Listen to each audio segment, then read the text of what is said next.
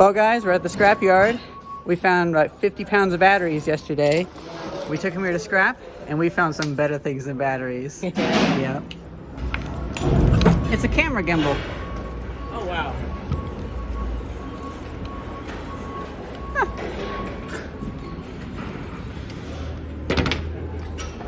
So we bought all that. And now I'm taking a gander. Oh boy. Oh boy. Oh yeah.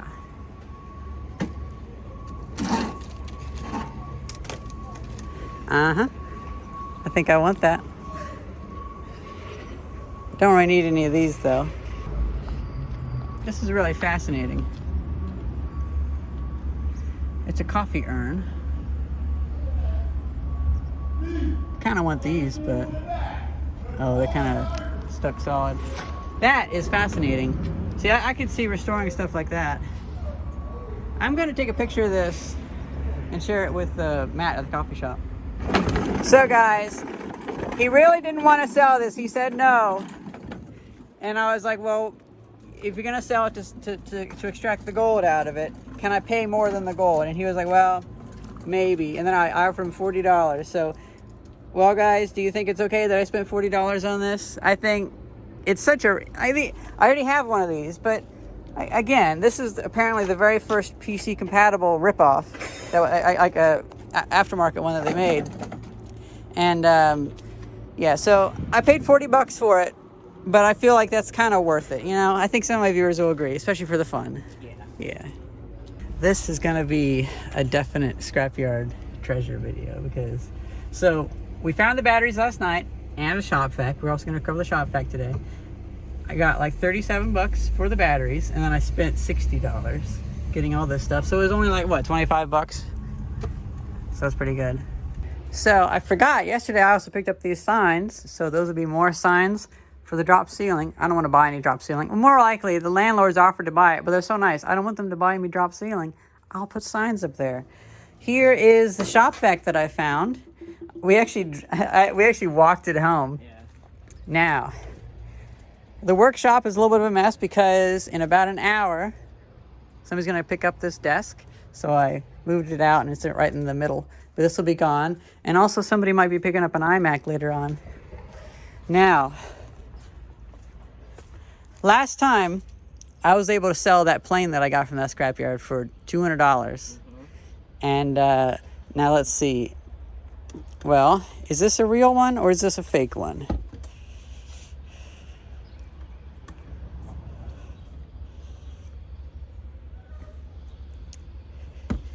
Made in Japan. I don't see any maker's marks though, so that makes me worried. But it is very accurate. Like, oh, you know what? Leets. These are real. Huh. Wasn't there another one? Oh, here it is. Right there. Another Leets. Okay. So, this is a survey level, I presume. Hey.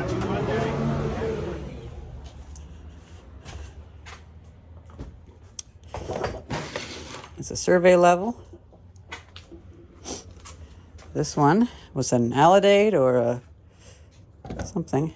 I was actually looking to buy one of these. Ah, so good.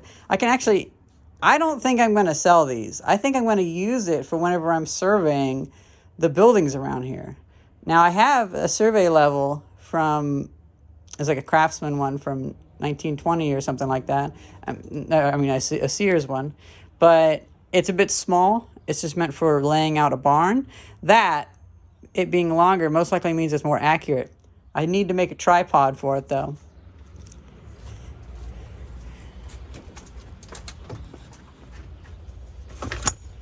Black & Decker with the key. Now that is a special day when you find a drill with the key. Heavy duty drill, yeah. Now this is one of those things where someone might not buy it, but that's okay because I know I'll end up using it.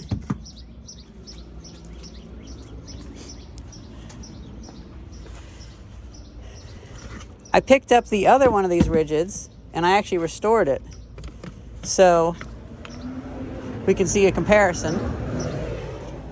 Now this camera gimbal, this crane, it might not be very useful, but it has a nice handle and it'd be a fun electronics project. This one can go right next to the other one, and I might restore this one as well. Didn't realize how much I made it less crunchy by restoring the other one, so yeah, I will have to do that same treatment to that because it's just too crunchy. It's so smooth once restored.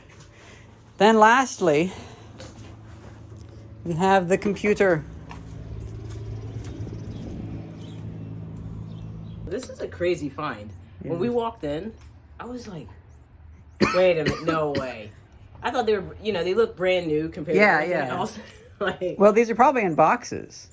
They probably had a wooden crate. Yeah. So I recently made a wooden crate for a bronze statue. Right. I should probably make one for this too, because these can't be out in the open. Yeah. They're too delicate. These are instruments designed, like you can even like adjust them with these screws and stuff like that to get fine measurements. These aren't, like we recently found one. I can't remember where we found it, but it was obviously a fake from China. Yeah. Or Taiwan or something like that. And it didn't have any of this stuff. It was just like a decorative thing from Walmart. Man, running around. It's got me all weird. But this one, yeah, this is a real deal. Oh, great. Everything's starting. Well, the fire station's right there. Okay. So it's the AK2000S. I had the Zhiyun crane that I got back whenever it was, oh, you know what, this thing might come to life and throw itself off the table. I had the Zhiyun crane that I bought whenever the gimbals were first coming out, and that thing, I took it through Maker Faire in California and all sorts of stuff. It was a heavy one, though. I still have it. Looks like these are the original screws, too. Okay, get ready for the big reveal.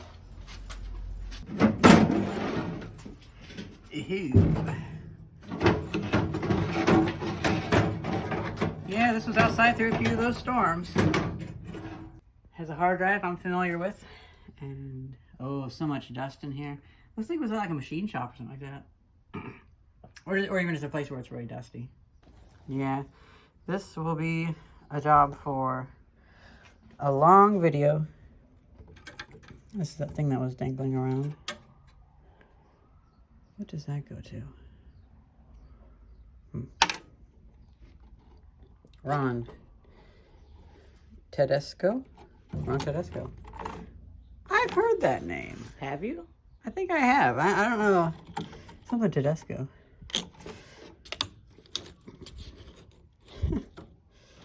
I'll have to look that up. Like, who is that?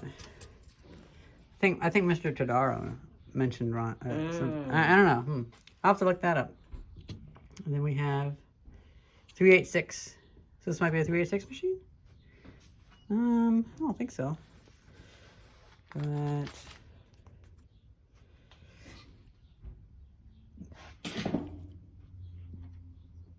we got 286. Yeah, so it's a 286 machine. Nice.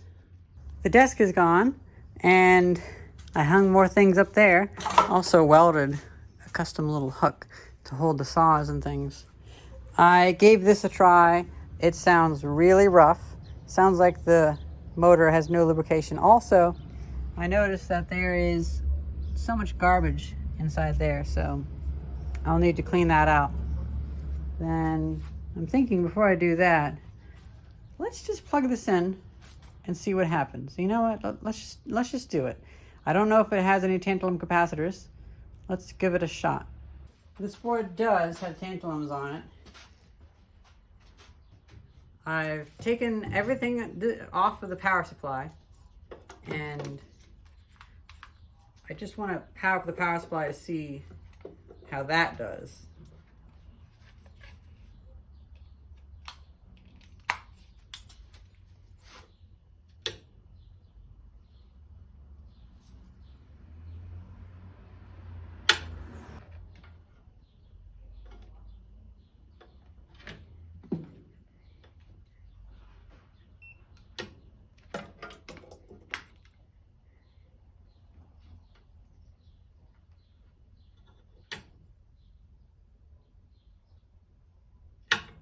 I hear it ticking coming from in here.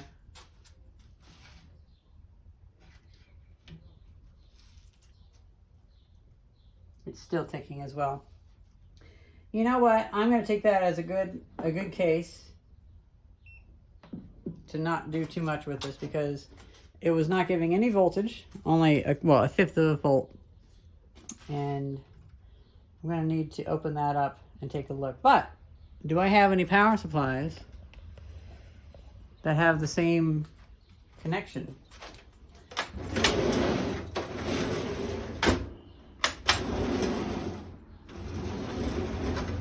Where are my power supplies? Now please note, this power supply is similarly untested.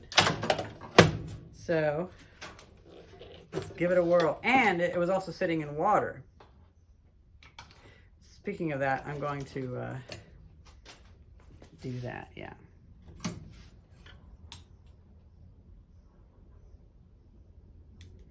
Well, the fan runs. I'm not looking for the exact voltage because these things tend to not like having no load.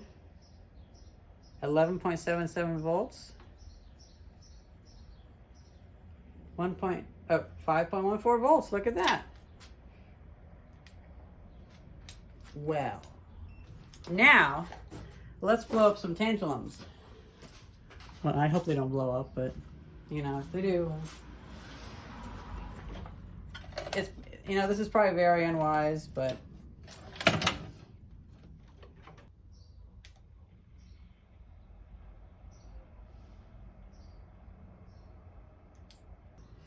let's hook in a hard drive and hear the whirl. Oh, that's the wrong power supply.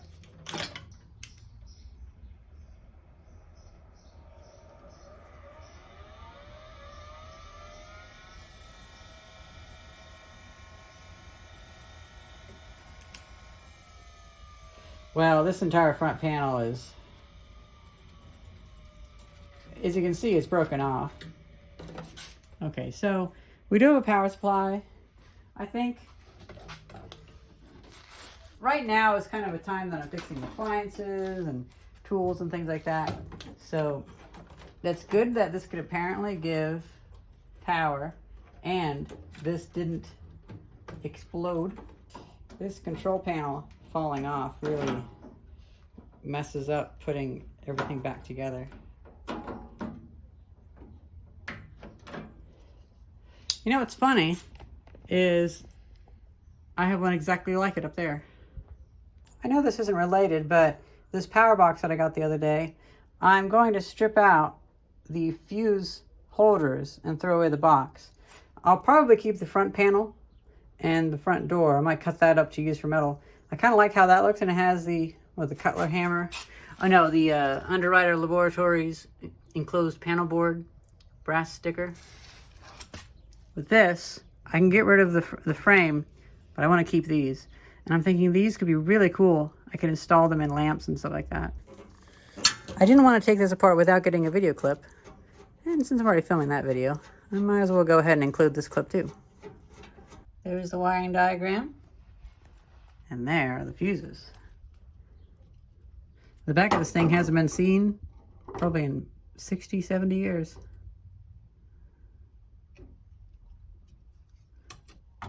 I love how the green is really cool. You know, looking at these fuses more, I love fuses. I love them as a collector's item. And I love fuse holders too, especially because they can hold light bulbs and do all sorts of interesting things. But I remember as a kid, I would collect old bus fuses, and the GE fuses were prevalent at Walmart and stuff like that, so you could still buy them. Well, now they don't make them, if I remember right. So these feel kind of collectible as well. But then you have these old ones. These are pretty rare. That 1930s Frigidaire I'll be picking up has a very similar one. Looks like it's almost like a mica lens, but I presume that's just dirt on the glass. And this is Clear Sight Manufacturing Co. Okay. Clear Sight Economy Fuse Manufacturing Co. So that's pretty old, probably at least before the 50s. These could be 30s and 40s. like a Bakelite.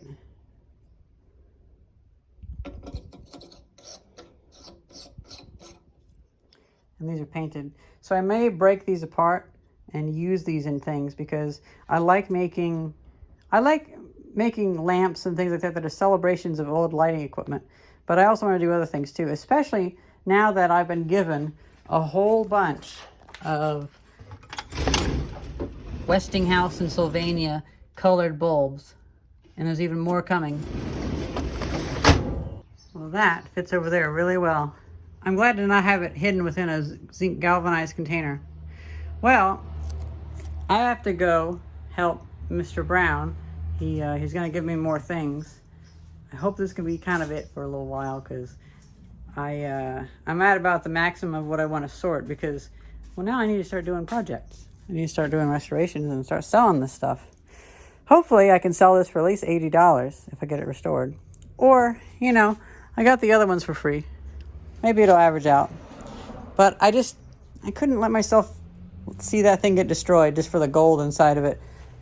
They always dig up more gold. They don't always make more of those. I don't feel like this grease is really doing a whole lot right now. Yeah, it's just mostly gotten out of the way.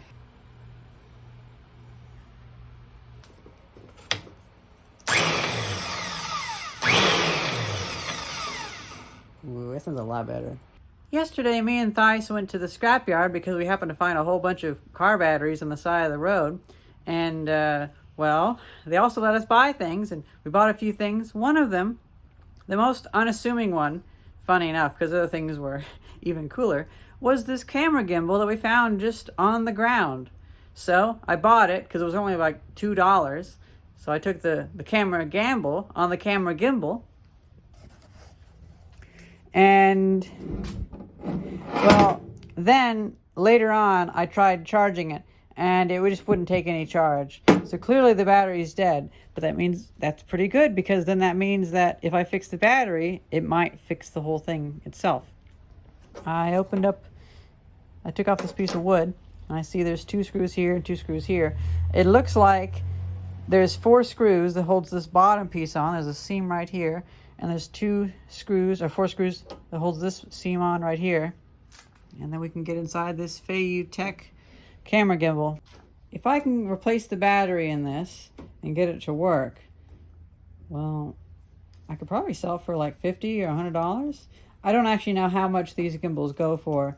When I first bought my Zhiyun crane back in 2015, it was like $600. And I think they've come down a lot since then. But maybe they haven't come down that much. Yeah, I got a little bit wet.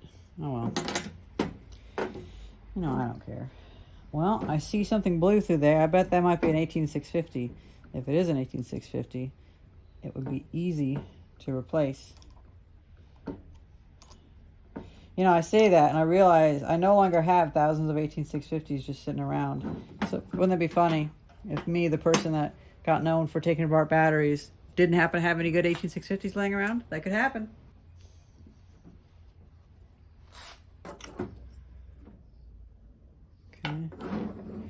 Okay, very nice. We have 2 18650s.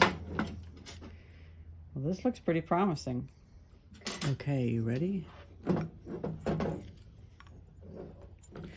Ooh. LI 18350. They're like short batteries. 14.8 volt. Oh, that is weird. Huh. That just takes a regular Phillips head. Well, shoot, I don't have my good PB Swiss screwdriver here. So, I suppose we should take this home and put it on the kitchen table and see what we can get. Wow, guys, so I was going to do a whole video of troubleshooting this gimbal. Turns out I was pressing the wrong button.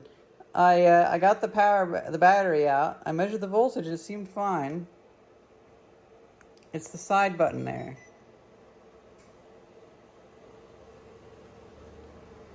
It's a little difficult to trigger it though. I think this thing has a lacking of like balance. but it is working. I'm using the little joystick. Honestly, it's good to take it apart a little bit just to see inside of it. So I was able to disconnect that before I took it home, and just reached in there with a knife and popped it out from underneath. Then we have this, which is a trigger. So I imagine this works with a specific camera or iPhone or something. But yeah, we have full motion, like pretty much full motion stability. Now let's see. That mode. Okay, so that does up and down. Let's see. I don't know what these different modes do. Okay, then let's try lock. Ah, that's it. So that keeps it locked to complete. Yeah. So I presume this does not do up and down. It just does the vertical axis. And now with this, it will follow the hand controls of looking up and down, but it won't do the pitch and yaw or whatever the term is. And if I do this, yeah, look at that. It does do left to right, the yaw control. Oh, this is fascinating. So this was fine.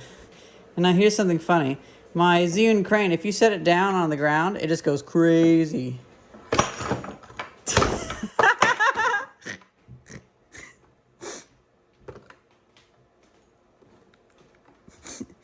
Wow, yep.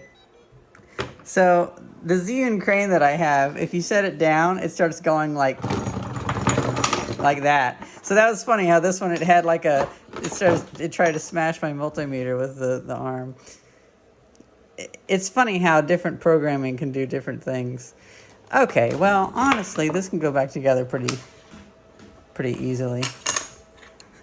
Hey, it's finished. So I'll have to look this up and see what does this work with. A phone? A DSLR? You know, my Zhiyun crane was made for a much bigger camera, so I always had to have a counterweight in the front. But this one was able to balance without anything on it, so it might be good for a phone. Well, guys, I have to say, this makes me feel a lot better about buying that IBM PC, or not IBM actually, the PC compatible 286 AT or whatever, because, well, I don't know, maybe I could sell this for $50 or $100. So that works out pretty well. Before I close this back up, here's a look inside at the power electronics.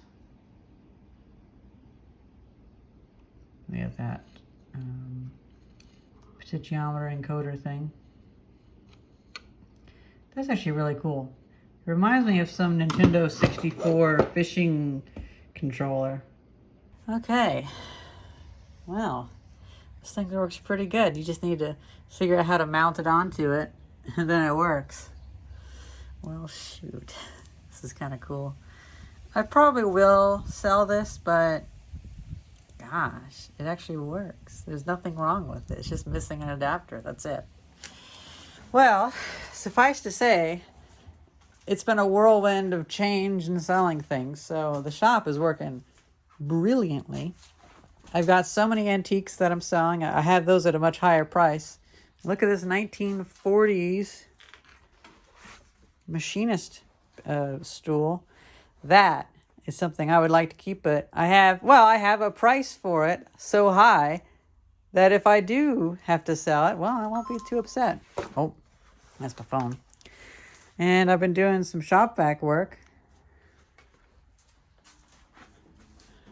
I completely opened this up, stripped it down, removed the bearings, and then we also did that in a video. So this has been, well, pretty much fully restored. I feel like the person who had this ran it so long that it's kind of been irreparably damaged. There's some burn marks in the windings and stuff like that, but it works. And I'm just waiting for the paint to dry a little bit more before I really put it back together, because I have all these adapters and stuff. Then I've been putting all these stools and antiques on Craigslist. So this has been pretty good. We've saved a lot of stuff from the trash. It seems like maybe it has a little bit of a side-to-side wobble to it a little bit. Let's see. Yeah, I think I don't have it counterbalanced right, because there's all sorts of ways to change the the balancing on it. Before we go play with the survey equipment, let's just get this fixed.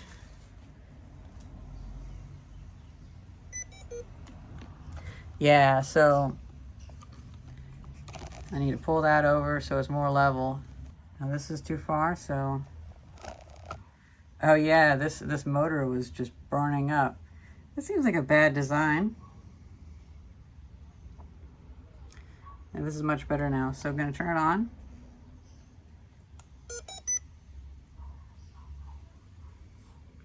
I'm going to go with the full lock mode.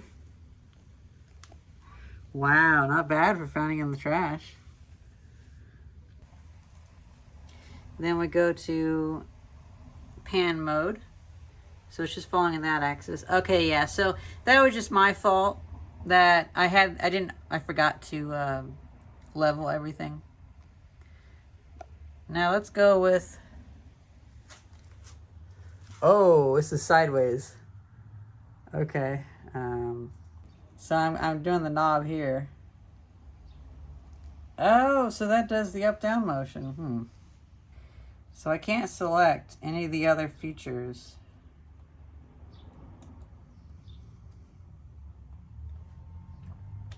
Have to turn it off, I guess. So there are some glitches with it, I guess, but I feel like that's probably just a user error.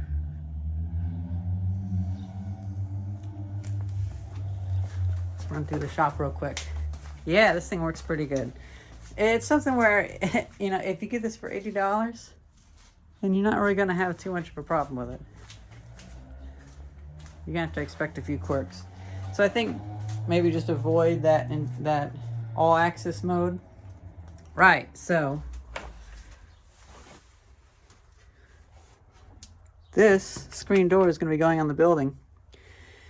And this is going to come out to play. Oh wow, this took me forever to figure out that this doesn't have the focus anywhere on here. This is the focus. So I've pretty much leveled it as best as I could. This is on a pretty shaky pile of concrete though. I'm not doing any measurements with it though, but I'm just interested in the actual optics at the moment.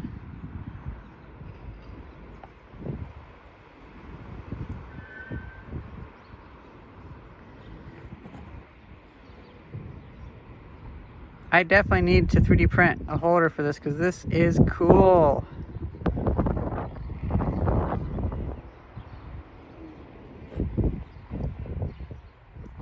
Wow, that is such a difference. Now what's nice is you can do fine control by pulling this in.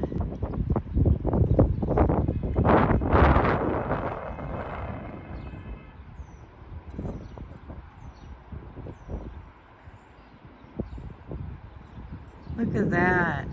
This would be cool even just for the camera. Oh, this is so beautiful.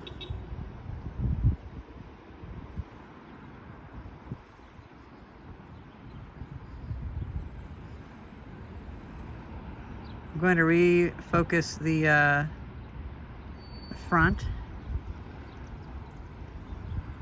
Oh, look at that. So yeah, you have two different focuses. I've engaged the horizontal drive now. Look at that, the Philadelphia skyline. These beautiful Art Deco buildings. Well, kind of. There's a few at least. And then the other ones are doing their thing. I've been in a number of those buildings and some of the weird access rooms and stuff like that. Because every so often I help out with data centers and stuff.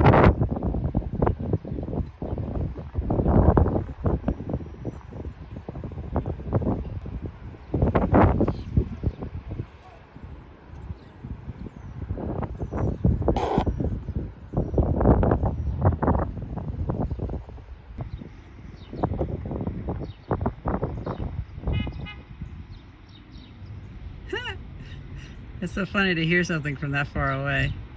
You can literally watch people in their cars.